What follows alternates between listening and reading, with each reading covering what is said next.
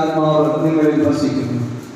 പരിശുദ്ധ കർത്താവേ, ഹിന്ദു റീജിയന്റെ 3 ദിവസത്തെ ഉപവാസ പ്രാർത്ഥന ഞങ്ങളുടെ ദൈവിക സാന്നിധ്യം ഞങ്ങളിൽ പകർന്നതിനായി സ്തോത്രം ചെയ്യുന്നു. ഓരോ ദിവസവും ഓരോ നിമിഷവും അങ്ങ് ഞങ്ങളോട് കൂടിയിരുന്നതായി നന്ദി പറയുന്നു.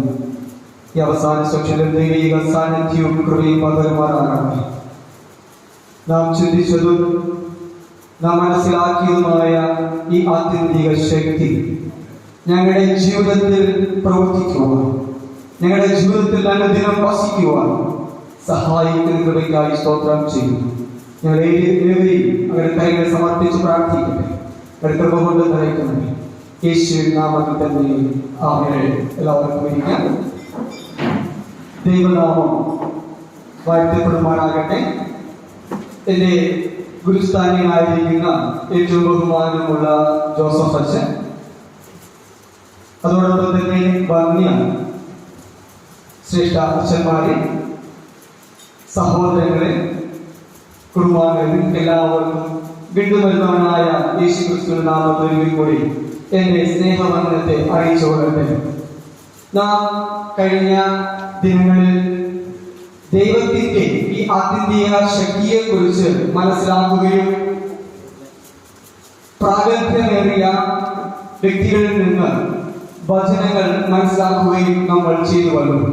അതോടൊപ്പം തന്നെ അവരിലൂടെ ദൈവം നമ്മോട് സംസാരിക്കുകയും ഈ ആത്യന്തിക ശക്തിയെ കുറിച്ച് നമ്മോട് കൂടി ഇരിക്കുമ്പോൾ എന്ത് മാറ്റമാണ് നമ്മൾ വരുന്നത് എന്നും എന്ത് അനുഗ്രഹമാണ് നമ്മുടെ ജീവിതത്തിലും കുടുംബ ജീവിതത്തിലും നമ്മുടെ ശുശ്രൂഷ മേഖലകളിലും വരുന്നത് എന്ന് നമുക്ക് മനസ്സിലാക്കുവാനും അറിയുവാനും കഴിയുമല്ലോ. ഈ അവസാന സെക്ഷനിൽ ഈ ആത്യന്തിക ശക്തി, അദൃശ്യമായ ഈ ആത്യന്തിക ശക്തി നമ്മിൽ വ്യാപരിക്കേണ്ടതിന്റെ ആവശ്യകതയെ കുറിച്ചും അതോടൊപ്പം തന്നെ നമ്മുടെ അനുദിന ജീവിതത്തിൽ ഈ ശക്തി എങ്ങനെയാണ് നാം മുന്നോട്ട് നയിക്കുന്നത് എന്ന് നമുക്ക് മനസ്സിലാക്കുവാനായിട്ട് ശ്രമിക്കാം. ഈ അദൃശ്യ ശക്തിയെ, വിവിധ അദൃശ്യ ശക്തികളെ നമുക്ക് കഴിയും. ഈ ഭൂമിയിൽ വ്യത്യസ്ത തരത്തിലുള്ള അദൃശ്യ ശക്തികളുണ്ട് എന്ന് നമുക്ക് തിരുവചനത്തിലൂടെയും മനസ്സിലാക്കുവാനായിട്ട് കഴിയും. ഈ അദൃശ്യ ശക്തികളെ നമുക്ക് അനുഭവിക്കുന്നതിനും അതോടൊപ്പം തന്നെ ഈ അദൃശ്യ ശക്തി നമ്മെ നയിക്കുന്നതായിട്ട് നമുക്ക് കഴിയും. എഫെസ്യർക്ക് എഴുതിയ ലേഖനം 6-ാം അധ്യായം അതിന്റെ 11-ാമത്തെ വാക്യത്തിൽ ഇങ്ങനെ പറയുകയാണ്: പിശാചിന്റെ തന്ത്രങ്ങളോട് എതിർത്ത് നിൽക്കാൻ കഴിയേണ്ടതിന് ദൈവത്തിന്റെ സർവായുധ വർഗം ധരിച്ചുകൊള്ളുക. ഈ വിവിധ തരത്തിലുള്ള ഈ അദൃശ്യ ശക്തികളെ നമുക്ക് പലതരത്തിൽ വ്യാഖ്യാനിക്കപ്പെടുന്നുണ്ട്. നെഗറ്റീവ് എനർജി എന്നും പോസിറ്റീവ് എനർജി എന്നും അങ്ങനെ വിവിധ തലങ്ങളിൽ. എന്നാൽ വിശുദ്ധ വേദപുസ്തകം നമ്മെ പഠിപ്പിക്കുന്നത് ഇത് പിശാചിന്റെ തന്ത്രങ്ങൾ എന്ന് തന്നെയാണ് പറയുന്നത്, ഒരു അദൃശ്യ ശക്തിയെ. എന്നാൽ ഈ അദൃശ്യ ശക്തിയെ പോരാടുന്നതിന് നമുക്ക് ദൈവിക ശക്തി ഏറ്റവും അത്യാവശ്യമാണ് എന്ന് എഫെസ്യർക്ക് എഴുതിയ ലേഖനം 6-ാം അധ്യായം അതിന്റെ 12-ാമത്തെ വാക്യത്തിൽ പറയുകയാണ്. നമുക്ക് പോരാട്ടമുള്ളത് ജഡരക്തങ്ങളോടല്ല, വാഴ്ചകളോടും അധികാരങ്ങളോടും ഈ അന്ധകാരത്തിന്റെ ലോകാധിപതികളോടും സ്വർലോകങ്ങളിലെ ദുഷ്ടാത്മ സേനയോടും അത്രേ. കർത്താവിന്റെ സഹോദരങ്ങളെ, നമ്മെ ഈ ദൈവിക ശക്തി നയിക്കുമ്പോഴും നമുക്ക് എതിരായി മറ്റൊരു ശക്തി ഉണ്ട് എന്ന് തിരുവചനം അടിവരയിട്ട് നമ്മെ ബോധിപ്പിക്കുകയാണ്. അത് യേശു കർത്താവ് തന്റെ ശുശ്രൂഷ കാലയളവിൽ അവിടെ ആയിരുന്ന ജനങ്ങളോടും യേശുവിന്റെ ശിഷ്യന്മാരോടും പറയുന്നത് വളരെ വ്യക്തമായി നമുക്ക് മനസ്സിലാക്കുവാനായിട്ട് കഴിയും. ലൂക്കോസ് എഴുതിയ സുവിശേഷം 11-ാം അധ്യായം അതിന്റെ 24-ാമത്തെ വാക്യം, അവിടെ ഒരു ഉദാഹരണത്തോടു കൂടിയാണ് അവിടെ യേശു കർത്താവ് ഈ അന്ധകാര ശക്തിയെ കുറിച്ച്, അശുദ്ധാത്മാവിനെ കുറിച്ച് പറയുന്നത്. അവിടെ പറയുന്നത് ഒരു വ്യക്തിയിൽ നിന്ന് ദുഷ്ടാത്മാവ് മാറിപ്പോയാൽ അത് അനേക സ്ഥലങ്ങളിൽ നല്ല നില നോക്കി നടത്തും. ലഭിക്കാതെ വന്നാൽ തിരിച്ച് എവിടെയാണോ വസിച്ചിരുന്നത് അവിടെ തന്നെ മടങ്ങി വരുമെന്ന് യേശു കർത്താവ് പറയുകയാണ്. ലൂക്കോസ് എഴുതിയ സുവിശേഷം 11-ാം അധ്യായം അതിന്റെ 24-ാമത്തെ വാക്യത്തിൽ അശുദ്ധാത്മാവ് മനുഷ്യനെ വിട്ടുപോയിട്ട് നീരില്ലാത്ത പ്രദേശങ്ങളിൽ തണുപ്പ് തിരഞ്ഞു നടക്കുന്നു. കാണാനിട്ട് ഞാൻ വിട്ടുപോന്ന വീട്ടിലേക്ക് മടങ്ങി ചെല്ലും എന്ന് പറഞ്ഞു. ഇവിടെ നാം നോക്കുമ്പോൾ ഈ അശുദ്ധാത്മാവ് എവിടെ നിന്നാണ് വിട്ടുപോകുന്നത് അവിടെ തന്നെ മടങ്ങി വരുമെന്നും അവിടെ കർത്താവ് പറയുകയാണ്. നമ്മുടെ ജീവിതത്തിൽ, അനുദിന ജീവിതത്തിൽ നാം മനസ്സിലാക്കേണ്ടതും മാത്രമല്ല മറ്റുള്ളവരെ പഠിപ്പിക്കേണ്ടതുമായ ഒരു സത്യമാണ്, ഈ അദൃശ്യ ശക്തിയോട് നമുക്ക് എതിർത്ത് നിൽക്കുവാനായിട്ട് കഴിയണം. ഈ അദൃശ്യ ശക്തിയെ നമുക്ക് എതിർത്ത് നിൽക്കണമെങ്കിൽ ദൈവിക ശക്തി നമ്മളിൽ നിറയേണ്ടത് ഏറ്റവും അത്യാവശ്യമാണ്. യോഹന്നാന്റെ സുവിശേഷം 14-ാം അധ്യായം അതിന്റെ 16-ാമത്തെ വാക്യത്തിൽ പറയുകയാണ്, എന്നാൽ ഞാൻ പിതാവിനോട് ചോദിക്കും, അവൻ സത്യത്തിന്റെ ആത്മാവ് എന്ന മറ്റൊരു കാര്യത്തിന് എന്നേക്കും നിങ്ങളോട് കൂടി ഇരിക്കേണ്ടതിന് നിങ്ങൾക്ക് തരും. അവിടെ യേശു കർത്താവ് പറയുകയാണ്, നിങ്ങളെ നയിക്കുന്നതിനും നിങ്ങളെ നിയന്ത്രിക്കുന്നതിനും അവിടെ ഒരു കാര്യത്തിനെ അയക്കും, ഒരു അദൃശ്യ ശക്തിയെ അയക്കുമെന്നാണ് യേശു കർത്താവ് പറയുന്നത്. നമ്മുടെ ജീവിതത്തിലും ഈ അദൃശ്യ ശക്തിയെ, ദൈവം നൽകുന്നതായ ഈ സത്യാത്മാവാകുന്ന ഈ അദൃശ്യ ശക്തിയെ പ്രാപിക്കുവാൻ കഴിയണം. ഈ അദൃശ്യ ശക്തിയെ നമ്മൾ ആവശ്യിക്കുന്നതിനായിട്ടുള്ള അവസരം നാം ഓരോരുത്തരും ഒരുക്കേണ്ടത് ഏറ്റവും അത്യാവശ്യമാണ്. ഈ ദൈവിക ശക്തി നമ്മിൽ ആവശ്യിക്കുവാനുള്ള മുഖാന്തരങ്ങളെയാണ് ഈ കഴിഞ്ഞ നാളുകളിൽ നാം ചിന്തിക്കുകയും നാം മനസ്സിലാക്കുകയും ചെയ്തത്. ഈ അദൃശ്യ ശക്തി എന്ന് പറയുന്നത് പിതാ പുത്ര പരിശുദ്ധാത്മാവിന്റെ ഏകീകരണമാണ് എന്ന് നമുക്ക് മനസ്സിലാക്കാം. അതുകൊണ്ടാണ് യേശു കർത്താവ് പറയുന്നത്, ദൈവമാത്മാവാകുന്നു, അവിടുത്തെ നമസ്കരിക്കുന്നവർ ആത്മാവിലും സത്യത്തിലും നമസ്കരിക്കണം. ഈ ആത്മാവിനെ, ഈ അദൃശ്യ ശക്തിയെ, ദൈവത്തിന്റെ ശക്തിയെ നാം പ്രാപിക്കുകയും നമ്മിൽ വസിക്കുവാനുള്ള അവസരം നൽകുകയും മാത്രമല്ല ഈ ആത്മാവിനെ നാം ആരാധിക്കുകയും വേണമെന്ന് യേശു കർത്താവ് നമ്മെ പഠിപ്പിക്കുന്നു. ഈ അദൃശ്യ ശക്തി എന്ന് പറയുന്നത് നാം ചിന്തിക്കുന്നത് ഒരിക്കലും ദൃശ്യമല്ല എന്നതാണ്. എന്നാൽ തിരുവചനത്തിലൂടെ നമ്മെ പഠിപ്പിക്കുന്നത് ഈ അദൃശ്യ ശക്തി എന്ന് പറയുന്നത് ദൃശ്യമാണ്. അത് നമുക്ക് കാണുവാനായിട്ട് കഴിയുകയും അത് നമുക്ക് മനസ്സിലാക്കുവാനായിട്ട് കഴിയുകയും ചെയ്യും. 2 രാജാക്കന്മാരുടെ പുസ്തകം 6-ാം അധ്യായം അതിന്റെ 17-ാമത്തെ വാക്യം നോക്കുമ്പോൾ എലീശ പ്രവാചകന്റെ ജീവിതത്തെ കുറിച്ച് നമുക്ക് അവിടെ കാണുവാനായിട്ട് കഴിയും. അവിടെ അരാം രാജാവിന്റെ ജീവിതത്തിൽ എന്ത് തീരുമാനം എടുത്താലും അത് ഇസ്രായേൽ രാജാവ് അറിയുകയും അതിൽ നിന്നുള്ള നീക്കുപോക്കുകൾ അവിടെ ഉണ്ടാവുകയും ചെയ്യുന്നു. അരാം രാജാവ് എപ്പോൾ ആക്രമിക്കുവാൻ കടന്നു വന്നാലും വിജയം ഇസ്രായേലിയർക്കായിരുന്നു. അതുകൊണ്ട് അവിടെ മനസ്സിലാക്കുമ്പോൾ അവിടെ പറയുകയാണ്, എലീശ എന്നൊരു പ്രവാചകനുണ്ട്, ആ പ്രവാചകൻ മുഖാന്തരമാണ് നാം തോറ്റുപോകുന്നത്, ഒരു യുദ്ധം പോലും നമുക്ക് വിജയിക്കുവാൻ സാധിക്കാത്തതെന്ന് അവിടെ അവർ മനസ്സിലാക്കുകയും ഈ എലീശയെ പിടിക്കുന്നതിനായിട്ട് അവിടെ വലിയൊരു സൈന്യം കടന്നു വരികയാണ്. ഈ സൈന്യം കടന്നു വരുമ്പോൾ എലീശയുടെ ശിഷ്യൻ പുറത്തിറങ്ങി നോക്കുമ്പോൾ അവിടെ എല്ലാം സൈന്യങ്ങളാൽ നിറയപ്പെട്ടിരിക്കുന്നു. അവൻ പേടിച്ചുപോയി. എലീശയുടെ അടുക്കൽ മടങ്ങി വന്നിട്ട് പറയുകയാണ്, അല്ലയോ പ്രവാചക, ഇവിടെ എല്ലാ സൈന്യങ്ങളും വന്നിരിക്കുകയാണ്, നാം പിടിക്കപ്പെടും, നാം മരിക്കുമെന്ന്. എന്നാൽ എലീശ അവിടെ ധൈര്യത്തോടു കൂടി പറയുകയാണ്, അവിടെയുള്ളതിനേക്കാൾ അധികം സൈന്യം നമ്മുടെ അടുക്കലുണ്ട്. മാത്രമല്ല ആ അദൃശ്യമായ ആ ദൈവിക ശക്തിയെ തന്റെ ആ ശിഷ്യന് പ്രാർത്ഥനയിലൂടെ കാണിച്ചു കൊടുക്കുന്നതായിട്ട് നമുക്ക് കാണുവാൻ കഴിയും. നാം ചിന്തിക്കുന്നത് ഈ ദൈവിക ശക്തി ഒരിക്കലും നമുക്ക് കാണുവാൻ കഴിയില്ല എന്നതാണ്. എന്നാൽ നമുക്ക് കാണുവാനും നമുക്കത് തന്റെ ജീവിതത്തിൽ അനുഭവിക്കുവാനും കഴിയുമെന്ന് നമുക്ക് മനസ്സിലാക്കാം. ഇവിടെ നമ്മുടെ ജീവിതത്തിൽ അതോടൊപ്പം തന്നെ യേശുവിന്റെ ജീവിതം നോക്കുമ്പോൾ അവിടെ യേശുവിനെ പിടിക്കുവാനായിട്ട് അവിടെയുള്ളവർ കടന്നു വരുമ്പോൾ യേശുവിന്റെ ശിഷ്യൻ അവിടെ പിടിക്കാൻ വരുന്ന സൈന്യത്തിന്റെ ചെവി അറുക്കുന്നു. എന്നാൽ യേശു അവിടെ അവരോട് പറയുന്നത്, ഞാൻ ഇപ്പോൾ പ്രാർത്ഥിച്ചാൽ ഇതിൽ അധികമായ ഒരു സൈന്യത്തെ എന്റെ പിതാവിന് ഇവിടെ കൊണ്ടുവരുവാനായി കഴിയും. എന്നാൽ അവിടെ യേശു പറയുന്നത് ഈ അദൃശ്യമായ ദൈവിക ശക്തി എല്ലാവർക്കും ദൃശ്യമാണ് എന്ന് തന്നെയാണ്. പഴയ വേദഭാഗത്ത് നോക്കുമ്പോൾ ദൈവത്തിന്റെ ഇടപെടലുകളെ നമുക്ക് വളരെ വ്യക്തമായിട്ട് നമുക്ക് അറിയുവാനായിട്ട് കഴിയും. ദൈവം നേരിട്ട് പ്രവർത്തിക്കുന്നവരാണ്. ഈ അദൃശ്യ ശക്തി എന്ന് പറയുന്നത് നേരിട്ട് പ്രവർത്തിക്കുന്നതാണ്. ദൈവം നേരിട്ട് പ്രവർത്തിക്കുന്നു. പുറപ്പാട് പുസ്തകത്തിൽ നാം നോക്കുമ്പോൾ ദൈവത്തിന്റെ പ്രത്യക്ഷ ഭാവം, പ്രത്യക്ഷ ഒരു അനുഭവം അവിടെ നമുക്ക് കാണുവാനായിട്ട് കഴിയും.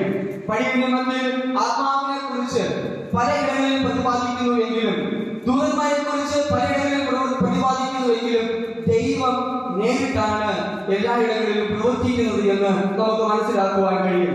അവിടെ ദൈവം നേരിട്ട് പ്രവാചകന്മാരോട് സംസാരിക്കുകയാണ്.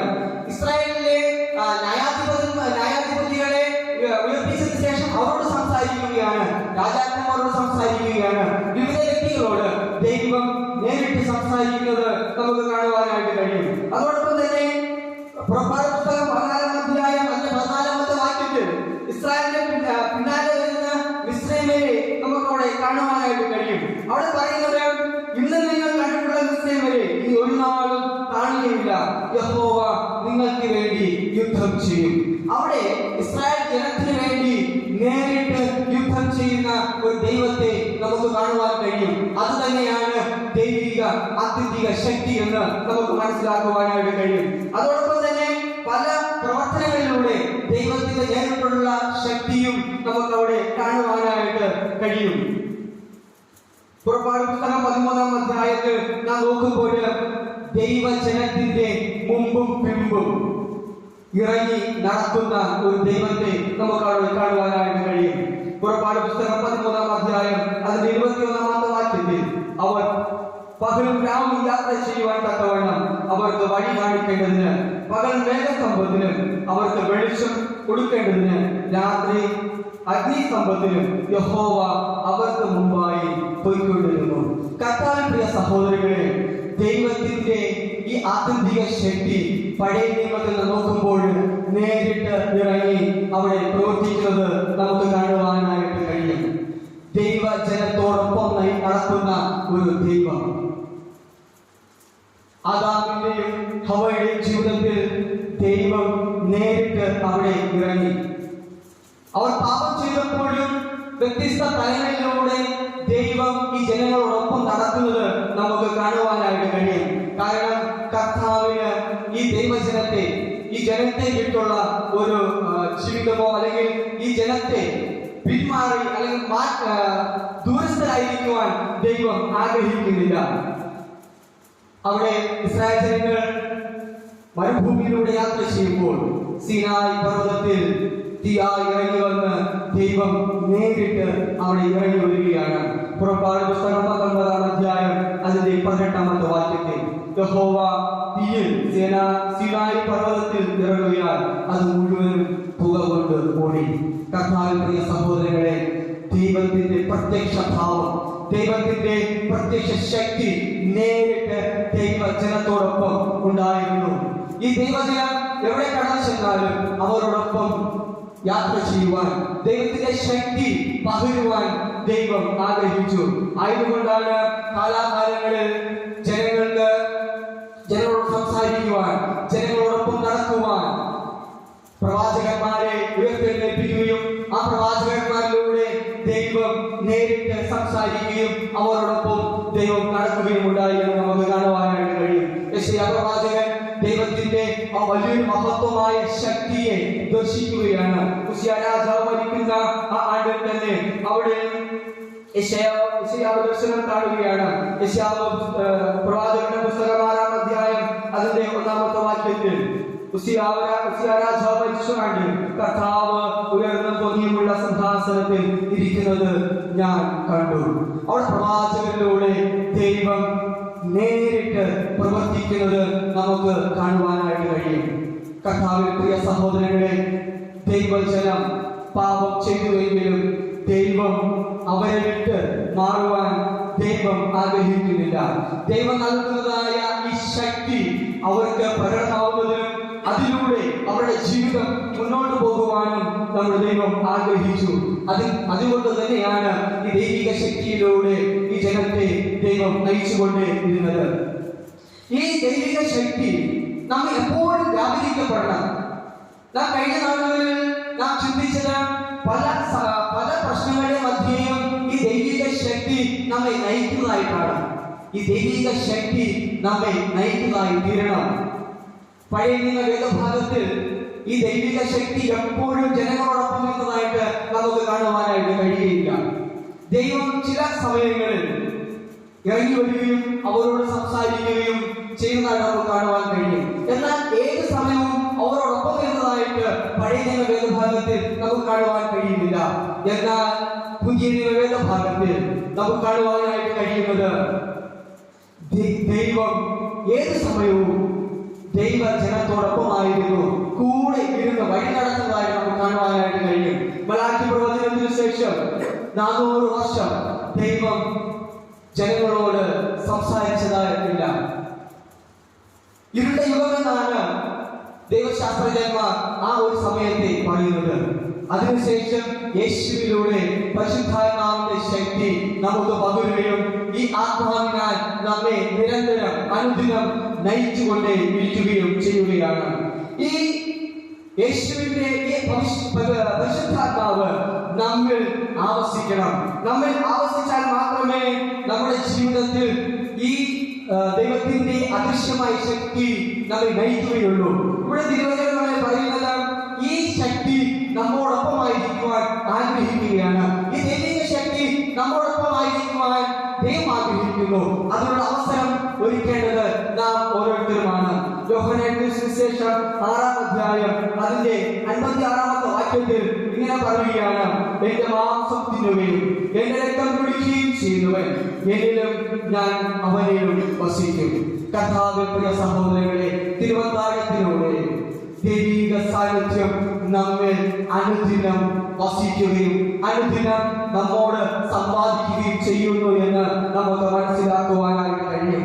ഈ പരിശുദ്ധാത്മാവിന്റെ ശക്തി നമ്മിൽ ആവസിക്കുവാൻ നമ്മെ പ്രാപ്തമാക്കുന്നത് യേശുക്രിസ്തുവിലൂടെയാണ്. യേശുക്രിസ്തുവിലൂടെയാവുന്ന രക്ഷ നമ്മുടെ ജീവിതത്തിൽ കടന്നു വരുമ്പോഴാണ് ഈ പരിശുദ്ധാത്മാവ് അനുദിനം നമ്മിൽ വസിക്കുന്നത്. ആയതുകൊണ്ട് നമ്മുടെ ജീവിതത്തിൽ ഈ പരിശുദ്ധാത്മാവിനെ തരുന്നത് നമ്മുടെ കർത്താവ് പിതാവിനോട് ചോദിച്ച് സത്യത്തിന്റെ ആത്മാവിനെയാണ് നമുക്ക് നൽകപ്പെട്ടിരിക്കുന്നത്. അതാണ് യോഹന്നാന്റെ സുവിശേഷം 14-ാം അധ്യായം 16-ാമത്തെ വാക്യത്തിൽ നാം വായിച്ചു കേട്ടതായ: എന്നാൽ ഞാൻ പിതാവിനോട് ചോദിക്കും, അവർ സത്യത്തിന്റെ ആത്മാവ് എന്ന മറ്റൊരു കാര്യസ്ഥനെ എന്നേക്കും നിങ്ങളോട് കൂടെ ഇരിക്കേണ്ടതിന് നിങ്ങൾക്ക് തരും. ചില നാളുകൾക്ക് വേണ്ടിയിട്ടല്ല, ചില നിമിഷങ്ങൾക്കോ ചില മണിക്കൂറിന് വേണ്ടിയിട്ടല്ല, നമ്മോട് കൂടെ എന്നേക്കും ഇരിക്കുന്നതിനായിട്ട് ഈ പരിശുദ്ധാത്മാവ്, ഈ ദൈവത്തിന്റെ ആത്മിക ശക്തി നമുക്ക് നൽകപ്പെട്ടിരിക്കുന്നു. ഈ ആത്മിക ശക്തിയിൽ വസിക്കുവാൻ നാം ഓരോരുത്തരും കടമപ്പെട്ടവരാണ്. കർത്താവിൽ പ്രിയ സഹോദരങ്ങളെ, നമ്മുടെ ജീവിതത്തിൽ ഈ ആത്മാവിനെ അനുദിനം വസിക്കാനുള്ള അവസരം നാം ഓരോരുത്തരും നൽകേണ്ടത് ഏറ്റവും അത്യാവശ്യമാണ്. റോമർക്ക് ലേഖനം 8-ാം അധ്യായം 9-10-11 വാക്യങ്ങൾ. റോമർക്ക് ലേഖനം 8-ാം അധ്യായം 9-10 വാക്യങ്ങളിൽ ഇങ്ങനെ പറയുകയാണ്: നിങ്ങളോ ദൈവത്തിന്റെ ആത്മാവ് നിങ്ങളിൽ വസിക്കുന്നു എന്ന് വരികെ ജഡസ്വഭാവമുള്ളവരല്ല, ആത്മസ്വഭാവമുള്ളവരത്രേ.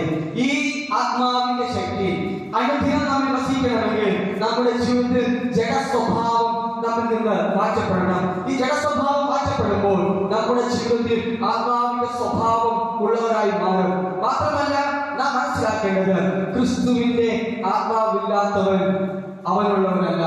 നമ്മെ ഈ ആത്മാവ് അനുദിനം വസിക്കുന്നില്ല എങ്കിൽ നാം ദൈവത്തിലുള്ളവരല്ല എന്ന് നാം മനസ്സിലാക്കണം.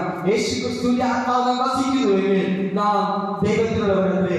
ക്രിസ്തുവിനുണ്ടെങ്കിലോ ശരീരം പാപം നിമിത്തം മരിക്കേണ്ടതെങ്കിലും ആത്മാവ് നീതി നിമിത്തം ജീവനാകുന്നു.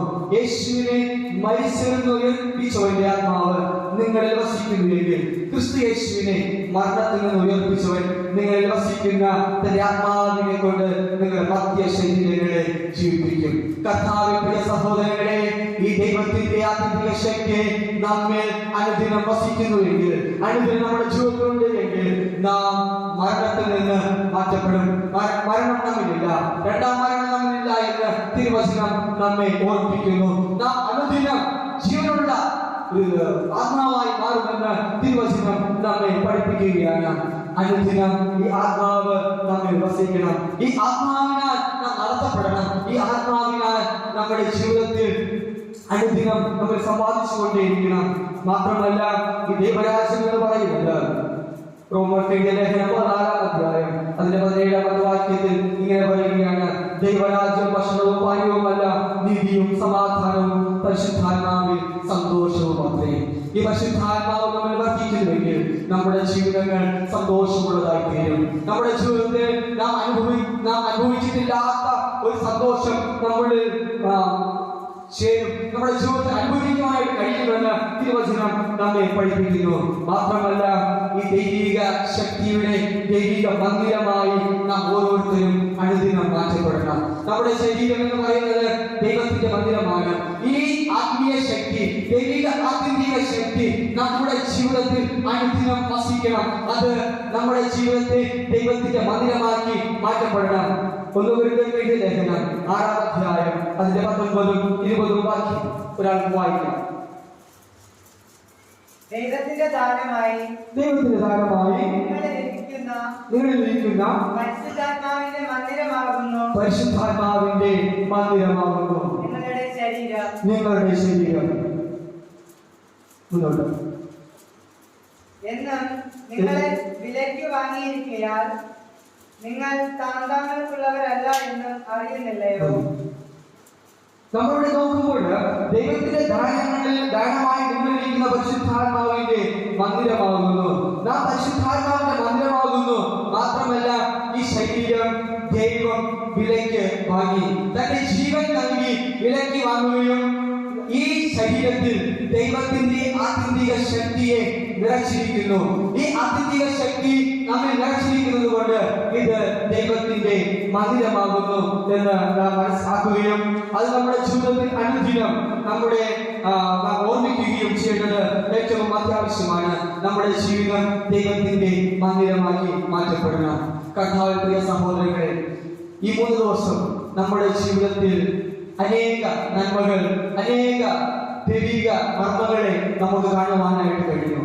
ഈ ദൈവിക ശക്തി നമ്മിൽ ആവസിക്കണമെങ്കിൽ, ഈ ദൈവിക ശക്തി നമ്മിൽ അനുദിനം വസിക്കണമെങ്കിൽ നമ്മുടെ ജീവിതത്തിൽ നാം സത്യസന്ധരായി തീരണം.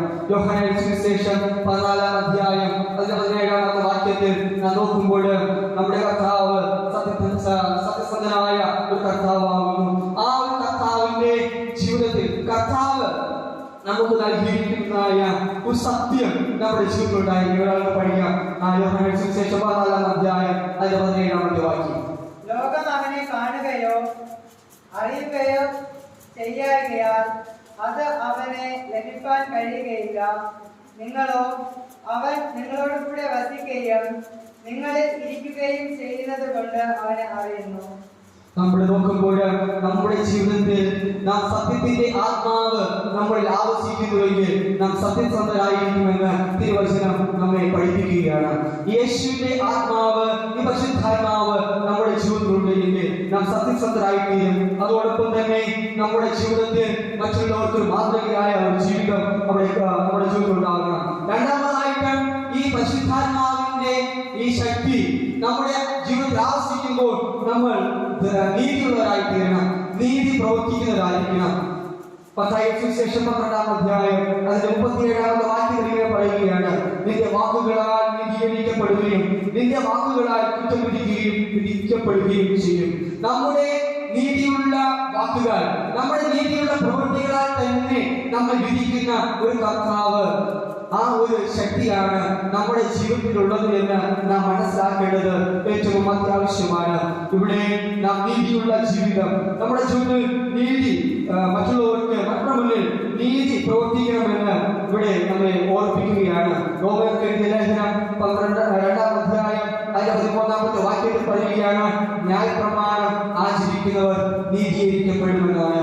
ഈ നീതീകരണം നമ്മുടെ ജീവിതത്തിൽ ഉണ്ടാകണമെങ്കിൽ നാം ന്യായപ്രമാണം അനുസരിക്കുകയും അത്തരത്തിൽ ജീവിക്കേണ്ടത് ഏറ്റവും അത്യാവശ്യമാണ്. നാം ഒന്നാമതായി നോക്കുമ്പോൾ നമ്മുടെ ജീവിതത്തിൽ സമാധാന സുവിശേഷത്തിനായ ഒരുക്കം നമ്മുടെ ജീവിതത്തിൽ ഉണ്ടാകണം. നമ്മുടെ ജീവിതത്തിൽ നാം നമ്മുടെ ഭവനങ്ങൾ വിട്ട് ഇവിടെ ആയിരിക്കുന്നത് യേശുവിന്റെ ജീവനുള്ള സുവിശേഷം മറ്റുള്ളവരിലേക്ക് പകരുന്നതിനായിട്ടാണ്. തിരുവചനത്തിലൂടെ നമ്മെ ഓർപ്പിക്കുന്നത് സുവിശേഷം അറിയിക്കുന്നതിനേക്കാൾ എത്ര മനോഹരമാകുന്നു. കർത്താവിന്റെ സഹോദരങ്ങളെ, ഈ സുവിശേഷം, ഈ സമാധാന സുവിശേഷം അറിയിക്കുന്നതിനായിട്ടാണ് യേശു കർത്താവ് നമ്മെ ഓരോരുത്തരെയും വിളിച്ചിരിക്കുന്നത്. ഈ ആത്മീയ ശക്തി നമ്മുടെ ജീവിതത്തിൽ ഉണ്ട് എങ്കിൽ നാം ഈ സമാധാന സുവിശേഷം മറ്റുള്ളവരിലേക്ക് പകരുന്നവരായി തീരണം. നമ്മുടെ ജീവിതത്തിൽ വിശ്വാസമുള്ളവരായി തീരണം. 2 കൊരിന്ത്യർ ലേഖനം 4-ാം അധ്യായം 13-ാമത്തെ വാക്യത്തിൽ വിശ്വാസത്തിന്റെ അതേ ആത്മാവ് നിങ്ങൾക്കുള്ളതിനാൽ ഞങ്ങൾ വിശ്വസിക്കുന്നു. കർത്താവിന്റെ സഹോദരങ്ങളെ, ഈ ആത്യന്തിക ശക്തി എന്ന് പറയുന്നത് വിശ്വാസത്തിന്റെ ശക്തിയാണ്. വിശ്വാസത്തിന്റെ ശക്തിയാണ്. തോമസിന്റെ ജീവിതത്തിൽ തോമസ് തന്റെ ശിഷ്യന്മാർ, തന്റെ കൂടെ ഉണ്ടായിരുന്നവർ പറഞ്ഞപ്പോൾ അവർ വിശ്വസിച്ചില്ല യേശു ഉയർത്തെഴുന്നേറ്റു എന്ന്. എന്നാൽ തോമസ് പറയുകയാണ്, കർത്താവിന്റെ വിലാപുറത്ത് എന്റെ വിരലുകൾ നോക്കണം, എന്റെ കർത്താവിന്റെ കയ്യിൽ ആണികൊണ്ടടിച്ചത് എനിക്ക് കാണണം, അതിനെ വിരലിട്ട് നോക്കണമെന്ന്.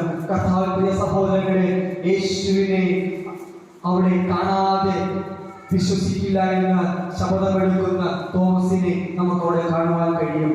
എന്നാൽ യേശു കർത്താവ് ആ ശിഷ്യന്മാരുടെ തോമസിന്റെ മുന്നിൽ പ്രത്യക്ഷപ്പെട്ടിട്ട് ഇങ്ങനെ പറയുകയാണ്, നീ എന്നെ കണ്ടതുകൊണ്ട് വിശ്വസിച്ചു, എന്നാൽ കാണാതെ വിശ്വസിച്ചവർ ഭാഗ്യവാന്മാർ. കർത്താവിന്റെ സഹോദരങ്ങളെ, ആ ഭാഗ്യകരമായ ഒരു ജീവിതത്തിലേക്കാണ് നമ്മെ ഓരോരുത്തരെയും വിളിച്ചിരിക്കുന്നത്.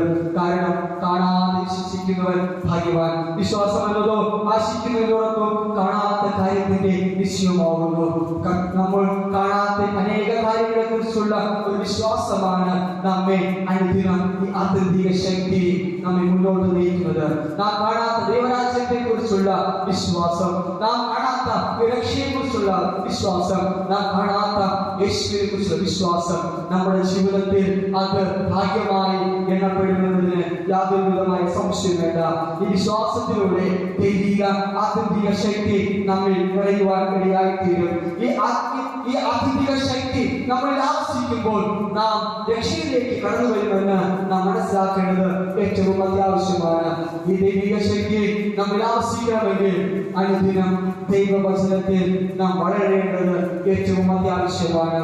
യോഹന്നാന്റെ സുവിശേഷം 6-ാം അധ്യായം അതിന്റെ 63-ാമത്തെ വാക്യത്തിൽ യേശു കർത്താവ് ഇങ്ങനെ പറയുകയാണ്, ഞാൻ നിങ്ങളോട് സംസാരിച്ച വചനങ്ങൾ ആത്മാവും ജീവനും ആകുന്നു എന്നാണ്. ദൈവത്തിന്റെ വചനം എന്ന് പറയുന്നത് ആത്മാവും ജീവനുമാണ്. ഈ അനുദിനം നമ്മെ ജീവിക്കുവാൻ മാർഗനിർദ്ദേശം നൽകുന്ന, പ്രത്യാശ നൽകുന്ന തിരുവചനമാണ്. ആയതുകൊണ്ട് ഈ ആത്യന്തിക ശക്തി നമ്മിൽ ആവശ്യിക്കണമെങ്കിൽ ഈ തിരുവചനത്തിലൂടെ നാം മുന്നേറേണ്ടത് ഏറ്റവും അത്യാവശ്യമാണ്. ഈ ആത്യന്തിക ശക്തി നമ്മിൽ ഉള്ളിൽ അനുദിനം അനുനിമിഷം നാം പ്രാർത്ഥനയിൽ ഉച്ചിരിക്കേണ്ടതിന് ഏറ്റവും അത്യാവശ്യമാണ്. മത്തായി സുവിശേഷം 6-ാം അധ്യായം അതിന്റെ 6-ാമത്തെ വാക്യത്തിൽ ഇങ്ങനെ പറയുകയാണ്, നീയോ പ്രാർത്ഥിക്കുമ്പോൾ അറയിൽ കിടന്ന് വാതിലടച്ച് രഹസ്യത്തിലുള്ള നിന്റെ പിതാവിനോട് പ്രാർത്ഥിക്കാം. ഒരു പേഴ്സണൽ പ്രേയർ നമ്മുടെ ജീവിതത്തിൽ ഏറ്റവും അത്യാവശ്യമാണ്. ഞാനും ദൈവമായിട്ടുള്ള ബന്ധം ഏറ്റവും അത്യാവശ്യമാണ്. ഈ ആത്യന്തിക ശക്തി നമ്മിൽ എന്നും അനുദിനം ആവശ്യിക്കണമെങ്കിൽ ഈ പ്രാർത്ഥന, ഞാനും യേശുവുമായിട്ടുള്ള ഒരു ബന്ധം, ഒരു അഭേദ്യമായ ബന്ധം അനുദിനം ഉണ്ടാവേണ്ടത് ഏറ്റവും അത്യാവശ്യമാണ്. നാം നമ്മുടെ ജീവിതത്തിന് വേണ്ടി അനുദിനം യാചിക്കേണ്ടത് ഏറ്റവും അത്യാവശ്യമാണ്. നാം ആത്മാവിൽ പ്രാർത്ഥിക്കേണ്ടത് ഏറ്റവും അത്യാവശ്യമാണ്. നമ്മുടെ ആത്മാവ് ദൈവത്തിന്റെ ആത്മാവുമായിട്ട് സമ്പാദിക്കേണ്ടത് ഏറ്റവും അത്യാവശ്യമാണ് എന്ന് നമുക്ക് മനസ്സിലാക്കുവാനായിട്ട് കഴിയും. ഈ ആത്മാവിന്റെ ദൈവത്തിന്റെ ആത്യന്തിക ശക്തി നമ്മിൽ ആഗ്രഹിക്കുമ്പോൾ നമ്മുടെ ആത്മാവ് ബലപ്പെടുകയും നമ്മുടെ ആത്മാവ് വേഗത്തിലൂടെ ദൈവത്തോട് പക്ഷപാതം ചെയ്യുകയും ചെയ്യുമെന്ന് തിരുവചനം നമ്മെ ഓർമ്മിപ്പിക്കുകയും ചെയ്യുന്നു. കർത്താവിന്റെ സഹോദരങ്ങളെ, ദൈവ ഇഷ്ടം നാം മനസ്സോടെ ചെയ്യുന്നത് ഏറ്റവും അത്യാവശ്യമാണ്. നാം പലപ്പോഴും നമ്മുടെ ജീവിതത്തിൽ പലരുടെയും പ്രലോഭനത്താലോ പലരുടെയും ചില ഫോഴ്സിനാലോ നാം നമ്മുടെ ശുശ്രൂഷ ചെയ്ത് തീർക്കാറുണ്ട്. അത് യാന്ത്രികമാണ്. എന്നാൽ ദൈവം നമ്മളിൽ നിന്ന് ആഗ്രഹിക്കുന്നത് ദൈവ ഇഷ്ടം മനസ്സോടെ ചെയ്യുന്നവരെയാണ് നമ്മുടെ കർത്താവ് ഇഷ്ടപ്പെടുകയും മാത്രമല്ല ഈ ആത്മീയ ശക്തി നിറയപ്പെടുന്നതും ചെയ്യുന്നത് കാണുവാൻ കഴിയും. ലേഖനം 6-ാം അധ്യായം 17-ാമത്തെ വാക്യത്തിൽ ഇങ്ങനെ പറയുകയാണ്, ക്രിസ്തുവിന്റെ ദാസന്മാരെ പോലെ ദൈവയിഷ്ടം മനസ്സോടെ ചെയ്തു മനുഷ്യരെ അല്ല കർത്താവിനെ തന്നെ പ്രീതിയോടെ സേവിച്ചുകൊണ്ട് അനുസരിക്കുകയും. കർത്താവിൽ പ്രിയ സഹോദരങ്ങളെ, നാം പലപ്പോഴും മനുഷ്യനെ പ്രസാദിപ്പിക്കുകയാണ്, നാം പലപ്പോഴും നമ്മുടെ ചുറ്റുമുള്ളവരെ നാം സന്തോഷിപ്പിക്കുകയാണ്. എന്നാൽ നമ്മുടെ കർത്താവ് ആഗ്രഹിക്കുന്നത് അതിലുപരിയായിട്ട് ദൈവത്തെ തന്നെ സന്തോഷിപ്പിക്കുന്ന പ്രീതിയോടുകൂടി സേവിക്കുന്ന ഒരു വ്യക്തിയെയാണ് കർത്താവ് ആഗ്രഹിക്കുന്നത്. നാം പരസ്പരം സ്നേഹമുള്ളവരായി തീരണം. യോഹന്നാൻ സുവിശേഷം 15-ാം അധ്യായവും യോഹന്നാന്റെ പത്രിക നാം നോക്കുമ്പോൾ അവിടെ നാം മനസ്സിലാക്കുന്നത് ദൈവിക സ്നേഹത്തെ കുറിച്ച് വളരെ വ്യക്തമായി പറയുകയാണ്. ദൈവം സ്നേഹമാകുന്നു. ഒരു വ്യക്തി ദൈവത്തിൽ വസിക്കുന്നുവെങ്കിൽ, ദൈവം അവനിൽ വസിക്കുന്നുവെങ്കിൽ അവൻ സ്നേഹമുള്ളവനെന്ന് നമ്മെ പഠിപ്പിക്കുകയാണ്. കർത്താവിന്റെ സഹോദരങ്ങളെ, നമ്മുടെ ജീവിതത്തിൽ സ്നേഹമുള്ളവരാകണം. എങ്കിൽ മാത്രമേ ഈ ദൈവിക ശക്തി നമ്മളിൽ ആവസിക്കുകയുള്ളൂ. നമ്മുടെ ജീവിതം സന്തോഷമുള്ളതായി തീരണം. കർത്താവിനെ പോലും സന്തോഷിപ്പിനെന്ന് പൗലോസ് നമ്മെ ഓരോരുത്തരും ഓർമ്മിപ്പിക്കുകയാണ്. ഈ ദൈവിക സമാധാനം നമ്മുടെ ജീവിതത്തിലുള്ളവരായി തീരണം. ദൈവിക സമാധാനം നമ്മൾ ആവശ്യിക്കണം. ഈ കർത്താവിന്റെ ആത്മിക ശക്തി നമ്മിൽ ആവശ്യിക്കുന്നുവെങ്കിൽ നമ്മുടെ ജീവിതത്തിൽ സമാധാനമുള്ളവരായി തീരും, ദീർഘക്ഷമയുള്ളവരായി തീരും. മാത്രമല്ല നമ്മുടെ ജീവിതത്തിൽ ദൈവമുള്ളവരായി തീരുമെന്ന് തിരുവചനം നമ്മെ പഠിപ്പിക്കുകയാണ്. മുന്നോട്ട് നാം നോക്കുമ്പോൾ നാം ഓരോരുത്തർക്കും പരോപകാരമുള്ളവരായി തീരണം, ഉപകാരിയായി തീരണം. നമ്മുടെ സ്വന്തം ഇഷ്ടമോ അല്ലെങ്കിൽ സ്വയിച്ഛയോ മാത്രമല്ല, മറ്റുള്ളവർക്ക് വേണ്ടി കൂടി ചിന്തിക്കുവാനും അവർക്ക് വേണ്ടിയിട്ട് ഭയപ്പെടുവാനുള്ള മനസ്സ് നമ്മുടെ ജീവിതത്തിൽ ഉണ്ടാകണം. മറ്റുള്ളവർക്ക് ഉപകാരം ചെയ്യുന്നതായി തീരണം. മാത്രമല്ല വിശ്വസ്തനായി തീരണം. നമ്മുടെ ജീവിതത്തിൽ ദൈവം തന്റെ പിതാവിനോട് വിശ്വസ്തനായിരുന്നു. അതുപോലെ നാം നമ്മുടെ കർത്താവിന് വിശ്വസ്തനായി തീരേണ്ടത് ഏറ്റവും അത്യാവശ്യമാണ്. 1 കൊരിന്ത്യർ 1-ാം അധ്യായം 9-ാമത്തെ വാക്യത്തിൽ ഇങ്ങനെ പറയുകയാണ്, ദൈവം വിശ്വസ്തൻ, നാം വിശ്വസ്തരായി തീരണമെന്ന് തിരുവചനം നമ്മെ പഠിപ്പിക്കുകയാണ്. സൗമ്യതയുള്ളവരായി തീരണം. ഈ ദൈവിക ആത്മിക ശക്തി നമ്മിൽ ഉണ്ടാകുമ്പോൾ നാം സൗമ്യതയുള്ളവരായി തീരും. എന്തിരിക്കെ ചെയ്യാം, നമ്മുടെ അവയവങ്ങളെ നമുക്ക് വിജയിക്കുള്ളൊരു ശക്തി, ഈ ആത്മിക ശക്തി നമ്മൾ ഉണ്ടായിരിക്കുമ്പോൾ, നമ്മൾ ആവശ്യിക്കുമ്പോൾ നമ്മളിലേക്ക് കടന്നു വരും. മാത്രമല്ല ആത്മാവിൽ ജയിക്കണമെന്ന് ഇവിടെ പറയുകയാണ്. 5-ാം അധ്യായം 25-ാമത്തെ വാക്യത്തിൽ ഒരാൾക്ക് വായിക്കാം. 5-ാം അധ്യായം 25-ാമത്തെ വാക്യം, ആത്മാവിനാൽ നാം ജീവിക്കുന്നുവെങ്കിൽ ആത്മാവിനെ അനുസരിച്ച് നടക്കുകയും ചെയ്യുക. കർത്താവിൽ പ്രിയ സഹോദരങ്ങളെ, നാം നമ്മിൽ ആവശ്യിക്കുന്നത് ദൈവിക ആത്യന്തിക ശക്തിയാണ്. ഇത് ദൈവത്തിന്റെ ദാനമാണ്. ഇത് ദൈവത്തിന്റെ ദാനമാണ്. നാം മനസ്സിലാക്കുന്നത്, നാം ചിന്തിക്കുന്നത് ഇത് എനിക്ക് അവകാശപ്പെട്ടതാണെങ്കിലും ഞാൻ പ്രാപിച്ചതെന്ന് അല്ലെങ്കിൽ ഞാൻ ചോദിച്ചു വാങ്ങിയെന്നൊക്കെ നാം ചിന്തിക്കാറുണ്ട്. കർത്താവിൽ പ്രിയ സഹോദരങ്ങളെ, ഇത് ദൈവത്തിന്റെ ദാനമാണ്. ഈ ആത്യന്തിക ശക്തി എന്ന് പറയുന്നത് ദൈവത്തിന്റെ ദാനമാണ്. അത് നമ്മോടൊപ്പം ഒരു നാളല്ല അനുദിനം നമ്മോടൊപ്പം വസിക്കുവാൻ ആഗ്രഹിക്കുകയും ചെയ്യുന്നു. 2 കൊരിന്ത്യർ 4-ാം അധ്യായം 7-ാമത്തെ വാക്യത്തിൽ ഇങ്ങനെ പറയുകയാണ്, എങ്കിലും ഈ ആത്യന്തിക ശക്തി ഞങ്ങളുടെ സ്വന്തമെന്നല്ല, ദൈവത്തിന്റെ ദാനമത്രേ. ദൈവത്തിന്റെ ദാനമത്രേ എന്ന് വളരെ വ്യക്തമായി അവിടെ നമ്മെ പഠിപ്പിക്കുകയാണ്. അതോടൊപ്പം തന്നെ ഈ ആത്യന്തിക ശക്തി നമ്മിൽ വെളിപ്പെടണം. ഈ ആത്യന്തിക ശക്തി നമ്മിലുണ്ട് എന്ന് പറയുന്നതിന് യാതൊരു അർത്ഥവുമില്ല. ഈ ആത്യന്തിക ശക്തി നമ്മുടെ ജീവിതത്തിൽ വെളിപ്പെടണം, നമ്മുടെ പേഴ്സണൽ ലൈഫിൽ വെളിപ്പെടണം, നമ്മുടെ കുടുംബ ജീവിതത്തിൽ വെളിപ്പെടണം, നമ്മുടെ ശുശ്രൂഷ മേഖലകളിൽ അത് വെളിപ്പെടണം.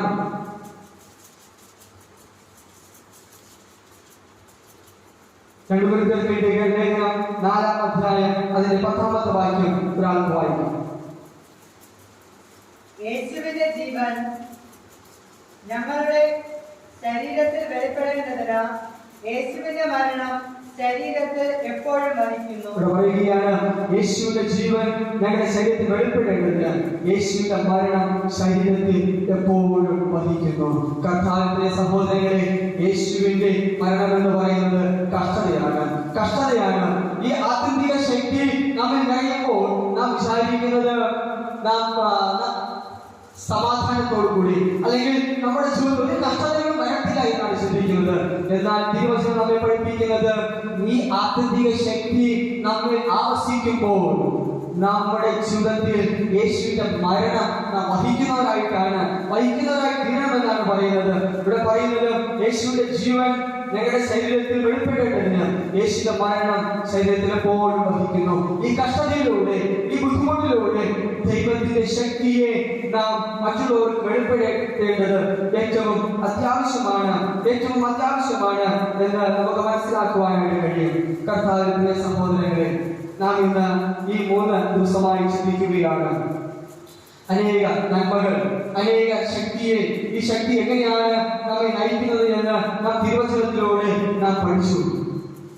ഈ തിരുവചനത്തിന്റെ ആത്യന്തിക ശക്തി നമ്മെ വാസിച്ചു കഴിഞ്ഞാൽ അയോഗ്യതയിൽ നാം യോഗ്യതയുള്ളവരായി തീരുന്നതിന് യാതൊരു വിധമായ സംശയവും വേണ്ട. മാത്രമല്ല, നാം ഏകാന്തതയിലും നമ്മോടൊപ്പം ഈ ആത്യന്തിക ശക്തി കൂടെയിരിക്കും. നമ്മെ പരീക്ഷയിൽ ഈ ആത്യന്തിക ശക്തി നമ്മെ രക്ഷയിലേക്ക് നയിക്കും. മാത്രമല്ല, ഈ ആത്യന്തിക ശക്തി നമ്മെ നിത്യജീവനിലേക്ക് നയിക്കും. നാം ബലഹീനരായി തീരുമ്പോൾ ഈ ബലഹീനതയിൽ താങ്ങുന്ന ഒരു ശക്തി നമ്മോടൊപ്പം അനുവർത്തിച്ചു കൊണ്ടിരിക്കും. നാം വിശ്വാസത്തിൽ തളർന്നു പോകുമ്പോൾ ഈ ആത്യന്തിക ശക്തി നമ്മെ വ്യാപരിച്ച് വിശ്വാസത്തിൽ നമ്മെ ശക്തിപ്പെടുത്തും.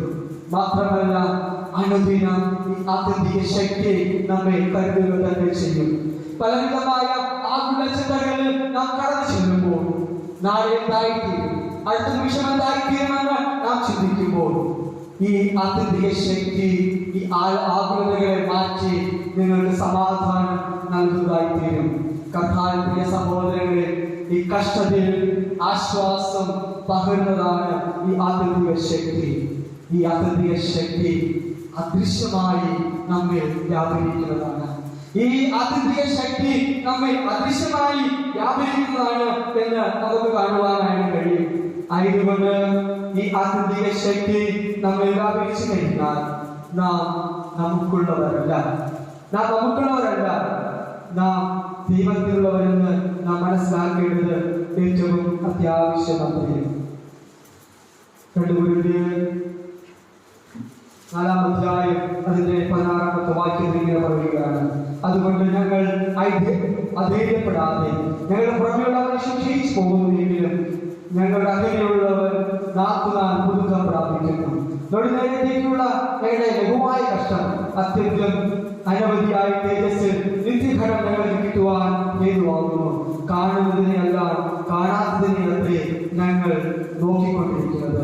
കാണുന്നത് താൽക്കാലികം, കാണാത്തതോ നിത്യമെന്ന് ഇവിടെ തിരുവചനം നമ്മെ പഠിപ്പിക്കുന്നു. കർത്താവിന്റെ സഹോദരങ്ങളെ, ഈ ആത്യന്തിക ശക്തി നമ്മെ ആവശ്യിക്കുമ്പോൾ നാം നമുക്കുള്ളവരല്ല, അത് നാം കർത്താവിനുള്ളവരെന്ന് നാം മനസ്സിലാക്കുക.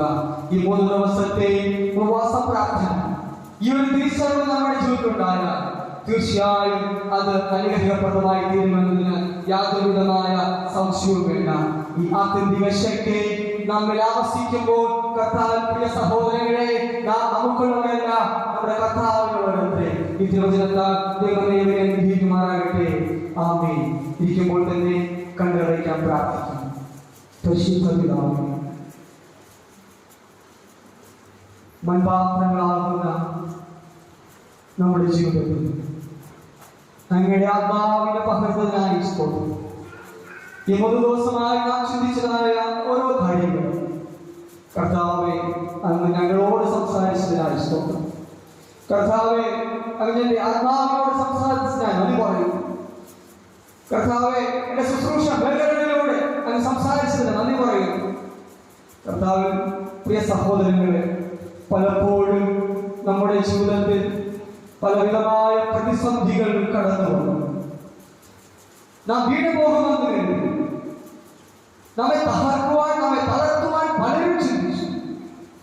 എന്നാൽ നാം വീണുപോയി. എന്നാൽ നാം തകർന്നു പോയില്ല.